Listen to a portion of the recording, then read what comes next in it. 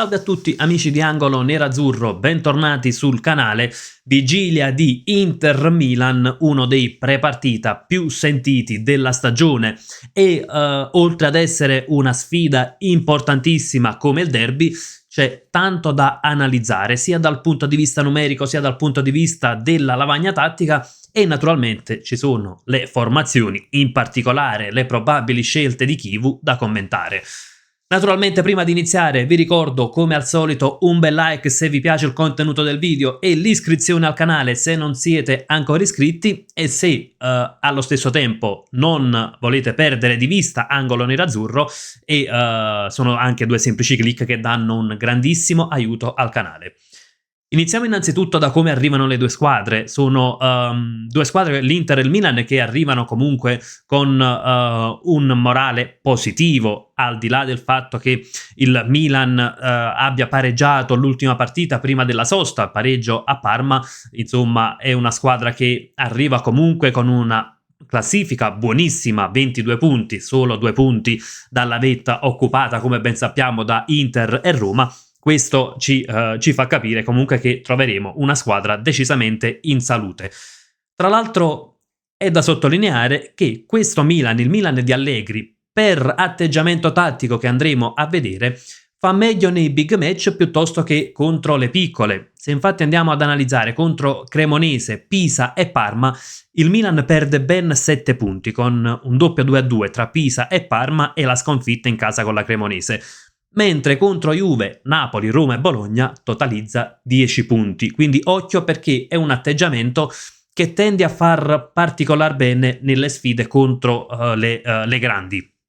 Innanzitutto usciamo anche un po' dall'equivoco di un Milan che crea poco. È vero, non è una squadra spettacolare e da Allegri non ci si aspetta certo il calcio spettacolo, però è una squadra che comunque crea tanto. Seconda per XG solo l'Inter fa meglio. È una squadra che però qualcosina concede. Se infatti andiamo a vedere gli XG a dispetto dei 9 gol, solo 9 gol incassati, che non sono certo tanti, però è ottava per gli XG concessi agli avversari, quindi è sicuramente ecco, è un dato che ci fa capire che qualcosina potrebbero concedere. Andiamo anche alla lavagna tattica. Che tipo di partita dobbiamo aspettarci? Quali sono i punti di forza del Milan? Quali invece i punti che l'Inter può sfruttare a proprio favore? Innanzitutto quello del Milan è un sistema di gioco simile al nostro, quantomeno numericamente, nel disegno iniziale praticamente, perché poi nello sviluppo è molto diverso. Innanzitutto partiamo già dalla prima costruzione, perché arriviamo ad un primo punto su cosa potrebbe fare l'Inter per mettere in difficoltà il Milan. Prima costruzione che avviene con i due terzi di difesa che si allargano a fornire una linea di passaggio a Maignan ed il centrale che si alza quasi a formare un rombo. Occhio però, accanto al centrale molto spesso troviamo Modric che si abbassa per fornire una linea di passaggio. Ecco, il centrocampista croato, neanche a dirlo, è il vero e proprio cervello della squadra di Max Allegri. In questo modo praticamente io mi aspetto un Inter che faccia tanto pressing, perché non credo che l'Inter vada a snaturare i suoi principi nella sfida di domani sera, e quindi il pressing su Modric potrebbe essere importantissimo. Attenzione però al fatto che Modric è bravo sia a scambiarsi a volte posizioni con le mezzali, ma soprattutto a cercare la posizione dove può essere più libero. Quindi magari Modric non lo troveremo sempre qui nel primo possesso del Milan, potremo trovarlo qui, potremo trovarlo magari più decentrato sulla destra e bisognerà fare attenzione, ecco, fare un pressing quanto più ordinato possibile per non trovarci con centrocampisti fuori posizione e finire poi per svuotare la zona centrale del campo. Detto questo, poi come avviene lo sviluppo del Milan? È un Milan che va tantissimo in verticale e attenzione, ecco, sempre parlando del pressing, perché oltre a Modric, che naturalmente è il calciatore tecnicamente con più qualità nella squadra del Milan, quantomeno quando si tratta di impostare, il Milan è bravo a verticalizzare anche direttamente con Maignan, quindi fare attenzione, un pressing alto non significa che il Milan non riesca a verticalizzare, a meno che non si riesce a fare pressing anche su Maignan, e lì naturalmente poi la situazione cambia, perché significa sporcare al Milan il primo possesso. In fase di sviluppo cosa fa il Milan? Porta tanti calciatori sulla tre quarti avversaria, nella zona di rifinitura tra difesa e centrocampo. Perché? Perché porta i due esterni, quindi Saelemaekers da una parte e l'altro dovrebbe essere Bartesaghi, porta Rabiot che torna da titolare e può essere una spina nel fianco. Uno dei due attaccanti molto spesso va anche proprio incontro all'azione, e non è escluso che c'è Fofana che a volte rimane vicino a Modric, a volte si spinge in avanti fino ad inserirsi nell'area avversaria a seconda dello sviluppo dell'azione. Quindi chiaramente in questa zona di campo troveremo tanti calciatori del Milan quando il Milan andrà a verticalizzare. Ecco, il Milan sfrutta queste verticalizzazioni molto rapide e dovremo cercare di lasciare il minor spazio possibile tra difesa e centrocampo, quindi alle spalle di Çalhanoğlu proveranno sicuramente ad agire. Dopodiché cosa fa il Milan? Come cerca di finalizzare e a cosa bisognerà fare molta attenzione. È un Milan che sfrutta tanto la profondità, e qui arriviamo ad un punto che l'Inter ha sofferto spesso, perché il Milan difende in blocco basso, quindi attira la pressione, poi tra un attimo andiamo a vedere anche la fase di non possesso del Milan, attira la pressione e poi verticalizza rapidamente. Questo potrebbe permettere di trovare spazi alle spalle della nostra difesa. Verticalizzazione e profondità che non ricercano soltanto per zone centrali, ma anche per le corsie esterne, quindi dove va a cercare molto spesso anche gli uno contro uno.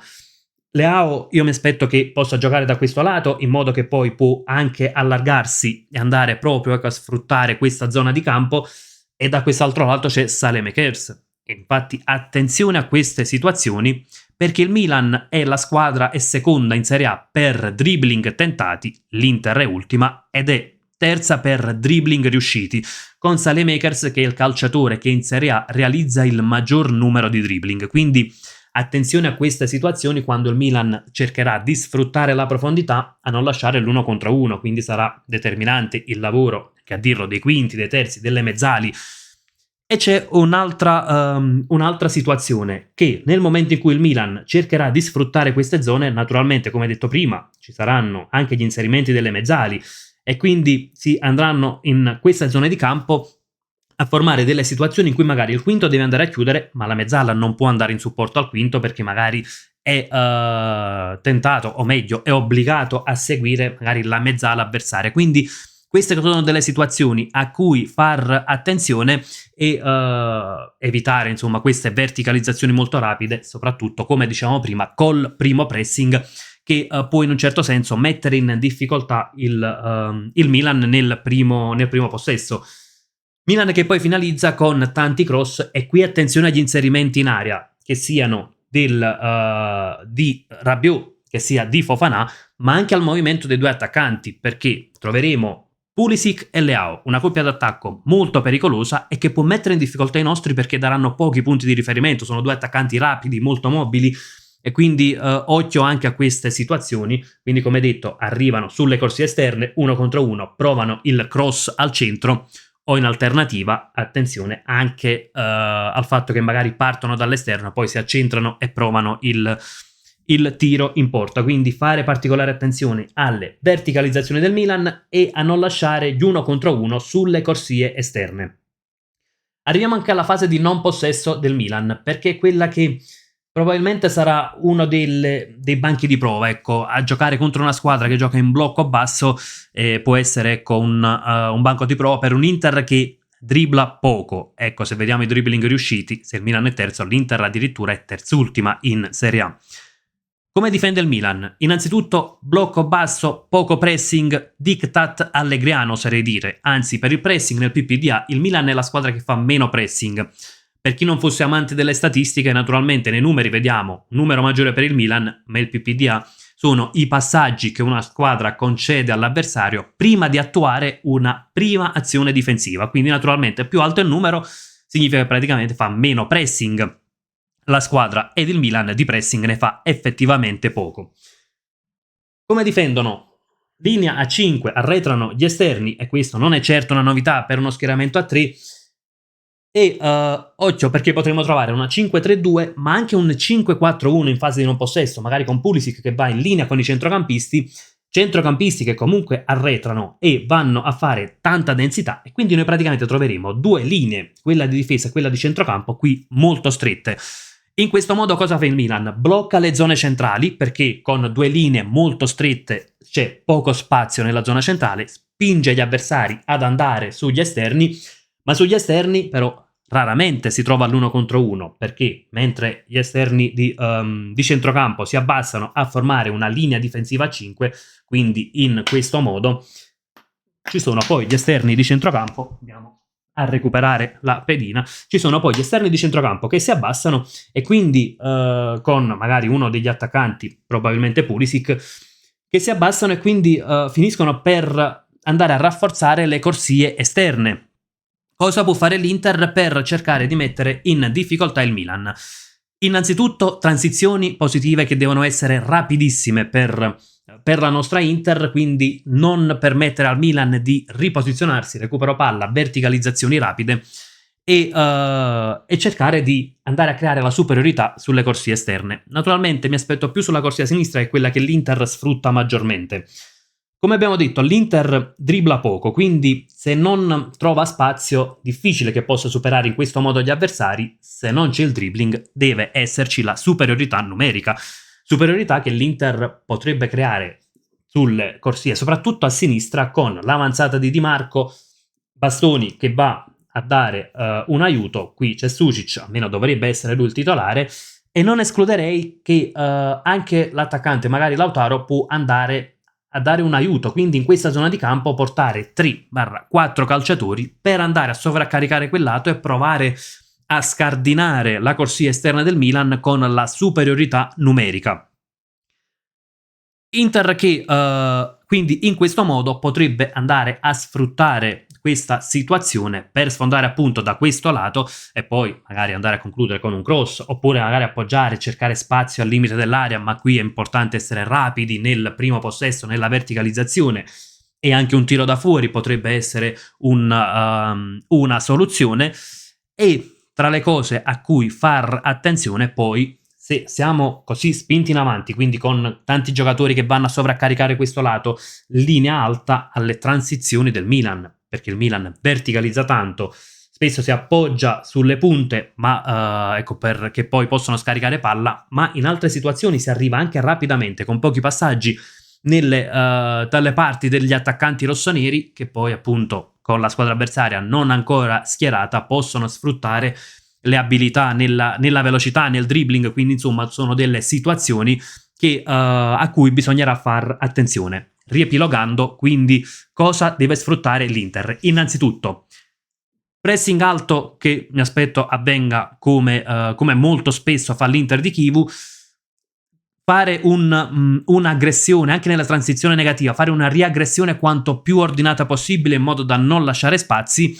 E poi ecco, quando invece si recupera palla, la transizione positiva molto rapida e cercare di sovraccaricare questo lato, anche perché poi da quest'altro, oltre ad un Inter che sfrutta meno la corsia destra, ad una Kanji che dà meno supporto quando si tratta di spingere da quel lato rispetto a ciò che fa Bastoni, non avremo il titolare, ci sarà Carlos Augusto, quindi calciatore che tenderà molto più ad entrare verso l'interno del campo che non a sfruttare naturalmente la profondità, perché si troverà a piede invertito. A proposito di questo andiamo anche a vedere quella che invece è la probabile formazione. Sommer tra i pali, Akanji, Acerbi, Bastoni. Allora, è probabile che possa giocare Acerbi per una questione di esperienza in primis. Io personalmente preferirei di gran lunga Bissek, e spiego anche il perché. Acerbi è bravo quando c'è un attaccante che dà un punto di riferimento, è bravo dal punto di vista proprio fisico, nel duello, nel contrastare fisicamente l'avversario. Bissek pecca qualcosa dal punto di vista tattico, quindi magari può lasciare qualche spazio in più, però è bravo a coprire la profondità, quindi se c'è spazio alle proprie spalle, Bissek è più rapido di Acerbi, ed è un calciatore che contro un attacco che dà meno punti di riferimento, più mobile, potrebbe essere ecco, più rapido in queste situazioni. Soprattutto ecco, se andiamo a valutare anche le caratteristiche dell'attacco del Milan, attacco che non dà punti di riferimento e non fanno della forza fisica e del contrasto il loro pregio maggiore, ma probabilmente fanno proprio della ricerca della profondità, della rapidità il loro punto di forza. con Acerbi saremmo costretti, Acerbi sarebbe costretto a lasciare sempre qualche metro all'avversario per prendersi un vantaggio sullo spazio, per non rischiare poi di essere bruciato in velocità. Quindi da questo punto di vista io direi più Bissek che Acerbi, anche se le ultime portano a pensare che sia Acerbi il titolare. Carlos Augusto, Barella, Çalhanoğlu, Sucic e Di Marco, quindi sulle corsie esterne naturalmente col forfait di Dumfries e con un Luis Enrique che ha dato tutt'altro che sicurezze. Carlos Augusto dovrebbe essere il titolare, Sucic e non Zielinski. Qui potrebbe pesare il fatto che Zielinski ha giocato di più in nazionale. Sucic la seconda partita della Croazia non l'ha giocata, quindi potrebbe essere questo il motivo che porterà Sucic ad essere titolare. Occhio ad un altro aspetto, perché anche qui l'eventuale scelta Zielinski non sarebbe una follia, perché c'è un aspetto tattico che prima abbiamo sottovalutato, ed è il ecco, quadro alle mie spalle che stava per cadere, insomma. Ecco, un aspetto che non abbiamo valutato, ed è la possibilità che Rabiot possa andare a pressare. Ecco, qui abbiamo un po' fatto confusione con le pedine, che Rabiot possa andare a pressare Çalhanoğlu, perché è probabile che il Milan in fase di non possesso faccia proprio questo, non fare un pressing altissimo per andare a schermare quella che è la nostra principale fonte di gioco, Çalhanoğlu, quindi con Çalha che potrebbe essere costretto ad abbassarsi, linea 4, e Zielinski e non Sucic potrebbe dare una qualità maggiore in appoggio, quindi magari con questa possibilità di un ulteriore sbocco che però se gioca Sucic potrebbe dare comunque Barella, che potrebbe quindi abbassarsi e dare uno sbocco alla manovra. Però insomma, valutando questa situazione, non sarebbe completamente da escludere Zielinski titolare. Coppia d'attacco Lautaro Thuram, naturalmente coppia titolarissima, torna in campo appunto dal primo minuto Marcus Thuram.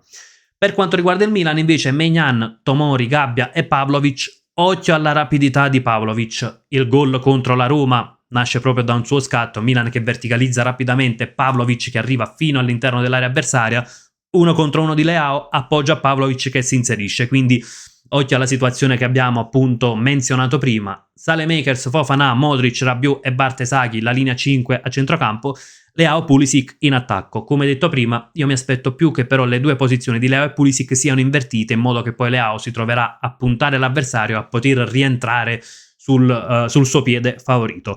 Detto questo, partita che sarà difficilissima, l'Inter forse parte leggermente coi favori del pronostico, ma insomma non mi fido, ecco, del Milan di Max Allegri, partita che però in ogni caso secondo me non sarà decisiva, anche perché perdere significherebbe andare al limite a -1 dal Milan, a -1 dal Napoli se dovesse battere l'Atalanta, al massimo a -3 dalla Roma, ma insomma siamo ancora ad inizio campionato, quindi non sarebbe decisivo in questo senso, ma non sarebbe decisivo neanche con una vittoria, perché anche staccare il Milan di 5 punti, ricordiamo, siamo soltanto all'inizio del campionato, non possono far ancora la differenza, anche perché poi tra noi e il Milan ci sarebbero altre squadre, la Roma, il Napoli, quindi eventualmente la Juventus, quindi in ogni caso non mi aspetto una partita che possa essere decisiva per la classifica.